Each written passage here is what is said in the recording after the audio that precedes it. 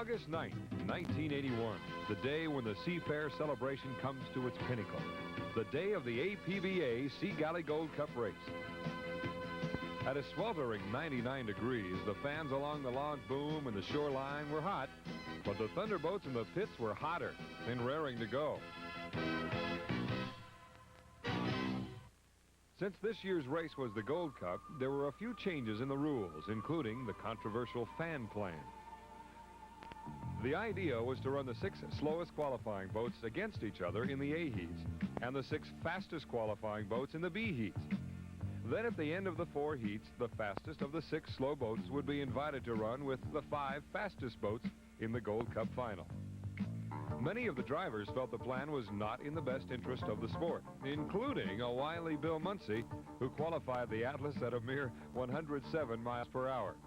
It looked as if Mr. Munsey was going to sandbag the qualifying runs in order to secure his place in the Gold Cup by working his way to the top of the slow boats. But in the final days of qualifying, Munsey ran at a more respectable speed, placing him with the faster boats, much to the delight of the fans and the relief of the officials. On race day, only 10 boats had qualified at the required 105 miles per hour for 2 laps. So in order to fill out the 12-boat ticket, 2 boats that had run at least 1 lap at 105 were invited into the A heats.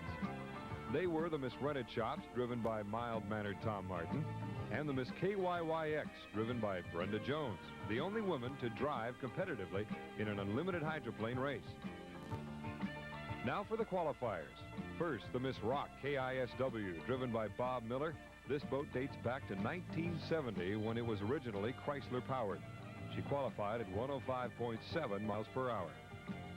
The U-20 Captran Resort driver Bobby Howard was dismissed earlier in the week, and a member of our own King 5 broadcast team and former driver of the Miss Circus Circus, Mr. Steve Reynolds, was recruited to take over the controls. Steve qualified the Captran at 105.8 miles per hour. The U-17 Tempest, this famous backyard garage boat, was designed and built by Chuck Hickling and was qualified by Bill Munsey at 110 miles per hour. The boat would be driven in the race by veteran Bob Mashmet. The U-6 Dr. Toyota, known back east as the Miss Madison, this boat is owned by 13,000 Madison, Indiana supporters and driven by Milner Irvin, who qualified at 115 miles per hour. The Oh Boy Alberto, driven by Rookie of the Year Scott Pierce, qualified at 119 miles per hour. But just 2 hours before the first heat on Sunday, the boat was dropped by the loading crane onto a finger pier. The crew worked frantically to get this wood hole patched up before race time. The U-3 Thousand Trails, driven by Jack Schaefer, qualified at 125.7 miles per hour. Formerly the Miss Budweiser, this hull was converted from a conventional to a cab-over last year, and it looked to be this year's dark horse. The Squire Shop, driven by Chip Hanauer, qualified at 125 miles per hour. The Squire had its ups and downs this season, bursting into flames after a second-place finish in Evansville, in which Hanauer narrowly escaped serious injury, to winning the Columbia Cup in Pasco just 2 weeks later. The Squire looked to be a fierce competitor. The Atlas Van Lines, owned and driven by the incomparable Bill Munsey. Munsey has won 8 Gold Cups and 3 out of the last 4 in this boat. Contrary to his displeasure with the fan plan, Munsey did finally qualify his boat at a more respectable 137.6 miles per hour. And the defending Gold Cup champion, the Miss Budweiser. In 1980, Dean Chenoweth spent Seafair Sunday in the hospital after a spectacular flip in qualifying run. This year, the Bud was back and proving that it was the boat to be reckoned with. The Bud qualified at 139 miles per hour. 6 of the slower boats made up the field in Heat 1A, but the Miss KYYX failed to make it in the water in time due to engine problems. On the inside is the Tempest. Bob Mashmet staying close to the buoys. Next to him is the Captran with Steve Reynolds. Going way outside right now is Milner Irvin and the Miss Penny Toyota. Now Mashmet beginning to accelerate on the inside. Down to 7 seconds. Looks like no trouble. Steve Reynolds, he's pushing it all the way. 3, 2, 1. Everybody safe. Reynolds across first. Then on the outside is the Rented Chop with Tom Martin. Way back, Milner Irvin, Penny Toyota. He's got 2 sides. In last place is the Miss Rock. There's our South third shot as they come into the turn. On the inside, the right side, the Tempest. Steve Reynolds in the Hydroplane, the big yellow boat going into the turn. His rooster tail covering Mashmet and the Tempest as he is on the inside. There's the difference now. Tempest inside. Reynolds in front right now, holding on to that lead with that very old boat, the former Notre Dame, the former Budweiser display boat. He says it's in shape. Not a lot of speed, but he's got a lot of power and a lot of weight. And he's got a lot of people on his hip right now. There's the leader, Steve Reynolds, going down the backstretch. The Tempest in second place. 1.5-second lead for Reynolds now in the Hydroplane.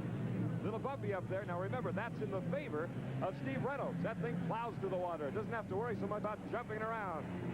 Good race for first and second in Heat 1A. Reynolds in the Hydroplane. Toyota, second place, 1.5 seconds behind. Another shot from Sky King high above the south third. Third place boat, Tempest, just coming across the finish line, completing lap number 2.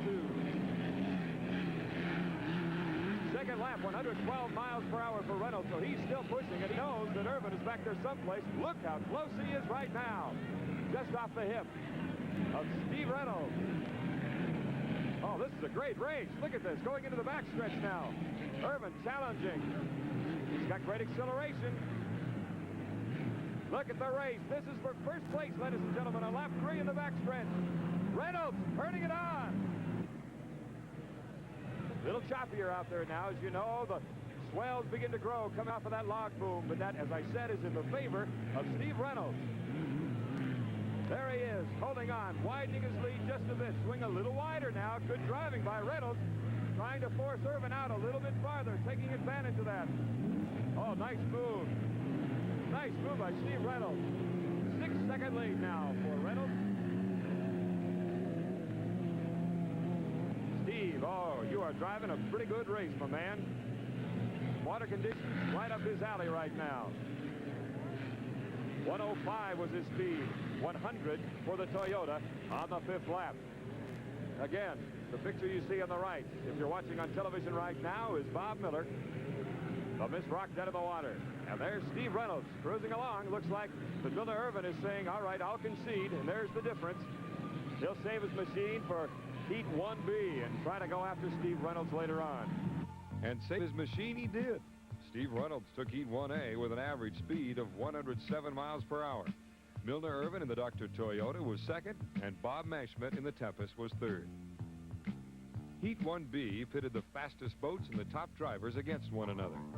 As for the start, well, it was a bit reminiscent of rush hour traffic. Muncie way out in front. This is uncharacteristic of him. Usually you see him back a ways, but he's going way outside. You can see it there. Look how far outside Muncie's going. He may go fishing from out there. Either that or he's going to try to either whip it coming hard around for the start or cut inside. Way on the inside is Thousand Trails, slowing down considerably. Next to him, the Budweiser. Oh, traffic jam out there. Yikes. The Budweiser, the Pan Pack, coming out. Okay, for the start. Here we go. We may have some guns jump. We may have a boat jump the gun. We'll check it in a moment. In the meantime, the Squire's up. In front, Thousand Trails inside, and Bill Muncie is dead in the water. He never made it across the starting line. He's dead in the water. Let's see if he can restart. We'll keep an eye on it for you. In the meantime, Thousand Trails, Jack Seafair going into the first turn. He was washed out, apparently. Muncie apparently washed out. Hasn't even made it across the starting line yet. He can't get it started. Thousand Trails, the leader, staying on the inside. Oh, many surprises already, and we're only into our second race. There's a great shot. Look at the traffic jam as the Thousand Trails uncorks it. Jack Seafair, an immaculate boat. The former Budweiser when it was a conventional boat. He's in front. Chip Hanauer, second place. The Budweiser coming on strong on the inside. Now into the north third. Thousand Trails. Seafair has his hands full. Boy, he's got a couple of hot boats right behind him. And in the meantime, Muncie is sitting right in the middle of the straightaway. There's a great shot of the positioning of the 1 and 2 boats. Oh boy, Alberta going by. Muncie has started up his engine. First lap. Check that, we're going to give you a speed. Okay, 117 miles per hour on the first lap. Muncie is starting to slowly get rolling again. The pack has gone dead in the north turn. Boy, we've got the hot boats dropping out more than the slower boats. In the meantime, the Budweiser is out in front, overtaking the 1,000 Trails. Coming out of the turn. Second place. Good race for second. There it is on the inside. It's the 1,000 Trails. Chip Hanauer now challenging him on the outside. Hanauer, the Squire shop. 27-year-old Chip Hanauer of Seattle going after 1,000 Trails. Average speed, lap 3, 118.309 miles per hour. The 1,000 Trails, 113 miles per hour. Look at the Budweiser. Look at the, Chip Hanauer and the Squire coming around the outside, trying to pick up on that 1,000 Trail boat. It's the former Bud. It's the former Country Boy. And right now, it's in second place. Budweiser going up the backstretch, all alone. Still a great race for second and third going down the backstretch. 1,000 Trails on the inside, keeping Chip Hanauer on his outside hip, doing a little bit of what Reynolds did to Milner Irvin and the Toyota in the first heat. Holding that position. There it is. Great shot in the north turn. There's your difference. 1 second difference between the second and third place boats. 1,000 Trails in second place at 1 second ahead of Chip Hanauer, who is in third and may go into the south turn. Good race way back in the backstretch right now, as a matter of fact. Muncie going past the old boy Alberto. So he's making a move. There is the third place boat, the Squire. Overtaking 1,000 Trails. Chip has really done on that main straightaway into the turn. He still doesn't have that good a position. Oh, look at the 1,000 Trail accelerate now around the entrance buoy. He's back into second place. Oh, beautiful race.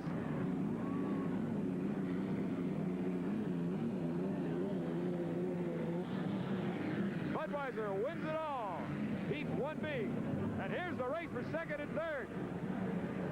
It'll be the Squire shop ahead of 1,000 Trails. And so the Budweiser picked up 400 more points in its quest for the Gold Cup. The Squire shop was second, just squeaking by third place 1,000 Trails. We'll be right back with heats 2A and 2B of the 1981 Gold Cup race right after this. To be a repeat of heat 1A by the lineup, but it was the Miss Rock KISW rather than the KYYX that didn't start. The actual start of the race was by no means fast. In fact, all the boats had to slow down to avoid jumping the gun. Milner Irvin in the Dr. Toyota jumped ahead to an early lead, which he held throughout the race. But the surprise race came in the third lap when rookie Brenda Jones began to challenge veteran Steve Reynolds. She is driving a whale of a race. Look at that, staying out of the hip, coming around, playing it safe, driving extremely well. The KYYX. She flew an engine earlier this morning, but right now that Allison is moving along just fine. And now she's overtaking Reynolds, going into the backstretch, deck to deck. Remember, this woman has been in only one other race, and then she went dead in the water. That was in Pasco. Oh, she's getting really light. Remember, she's going against a veteran of Steve Reynolds, of course, a very safe driver, but a man with a lot of pride. Brenda pushing it all the way to the floor. Out there and where a lot of swells are now. Now look at Reynolds, see how he brings her out. He did the same thing to Irvin in the Toyota in the first race. Oh, that helped him considerably. Great move by Steve Reynolds. Oh, a nice piece of driving. Let's see what the difference is now in the lead. 3.5 seconds, so he has widened it from 2.5 to 3.5 seconds. And that move right there on the north turn made a big difference. She was breaking loose an awful lot. Now she's cutting to the inside. Where's she heading? Where is she going? She seems to have lost the buoy. She may have. Let's see if she's slowing down. She's slowing down. Okay, she's waving, so she's all right. Evidently, it's a breakdown in the engine. But what a race Brenda Jones gave us. But it was Milner Irvin in the Dr. Toyota, which remained the leader and took heat 2A at a speed of 112.3 miles per hour. Steve Reynolds in the Captran Resort was second, and the Miss Rennet Shops was third. Heat 2B was another fast boat race, but the Atlas Van Lines, which had finished fourth in Heat 1B, was severely damaged. And after Bill Muncie and his crew inspected that damage, he reluctantly threw in the towel for the Gold Cup. There just isn't any competition like the Gold Cup, and I hate to miss it, but I think maybe, 1981, I may be eliminated right at this point. Easily, everybody's accelerating now, taking a good hot start. Look at the traffic jam already. Okay, the pay and pack is up there. Excuse me, the Budweiser along with... Oh, my goodness, look how late they all are. They're just coming into the straightaway. Budweiser way out front on the outside. The Boy Alberta. Here comes Scotty Pierce in second place. The Bud in first on the inside. And the 1,000 Trails has gone dead at the starting line. Chip Hanauer, third place right now. And the pay and pack just coming across the starting line with the 1,000 Trails with Jack Schaefer dead in the water. There's Jack. Seems to be all right. He waved just before we went to him. But let's go on to the race. The Budweiser with the 400 points. And Dean Chenoweth, the 43-year-old veteran, now going into the south turn. Good shape at this stage.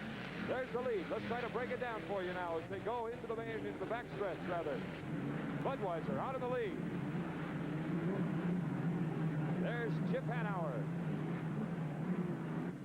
The Bud, the leader, in first place.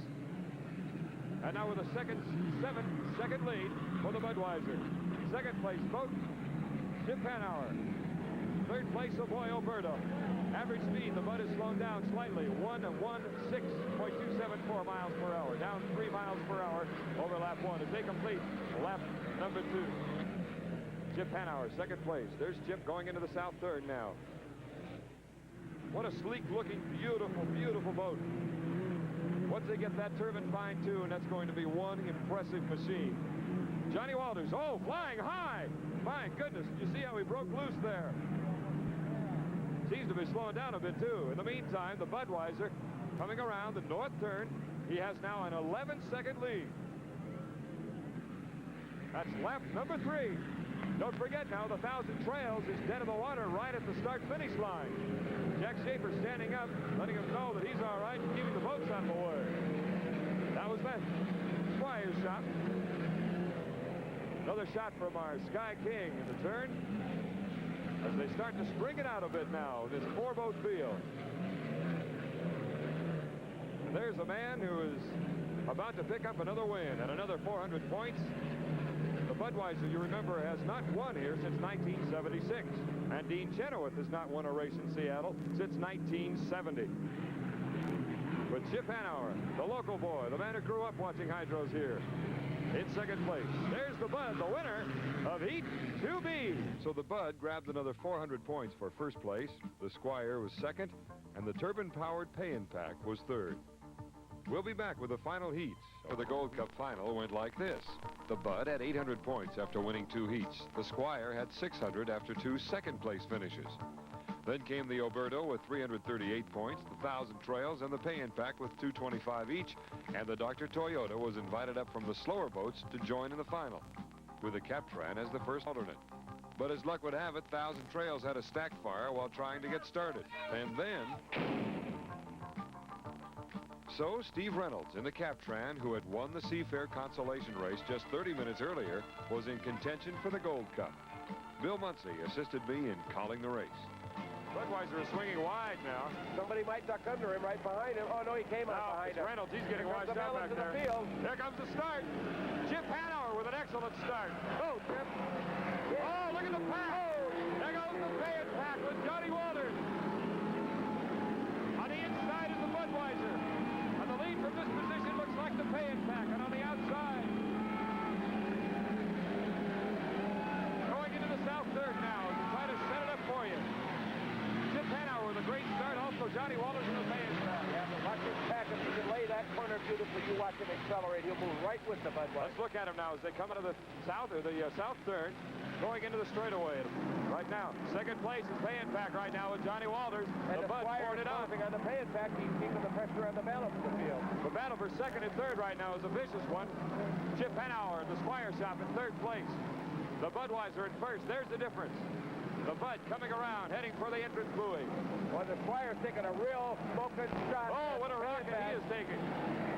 Squire shop going wide. Good driving by Walter that time, forcing him outside a little bit. There's the second place boat, the pay and pack.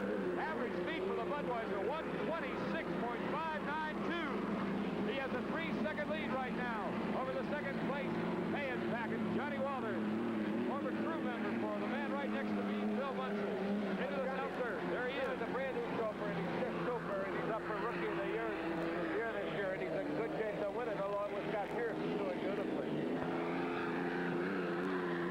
Average speed for the Budweiser on the second lap was 123 miles per hour, down 3 from the first lap. Fan pack hanging in there. Walter's going after it. Hey, as you can see now, they've got it trimmed to try to keep that boat down. It's been light. It's one of the lightest boats, only 5,100 pounds out there with a lot of horsepower, that being the fan pack. And there's the leader, the Budweiser, back to a 7-second lead over the fan pack. At this point, it would appear that he's on his way to the bank again. And you can't deny the fact that he's got that sled glued together. The Budweiser team is a beautifully prepared team, historically very successful. Coming up, ready for the Gold Cup this year, it would seem. Coming up on the final lap, the checker flag for Dean Chenoweth and the Budweiser, the Gold Cup winner in 1981. And so 1 year after the disastrous flip of 1980, Dean Chenoweth and the Miss Budweiser came back to Lake Washington to collect a well-deserved Gold Cup. This season, something happened.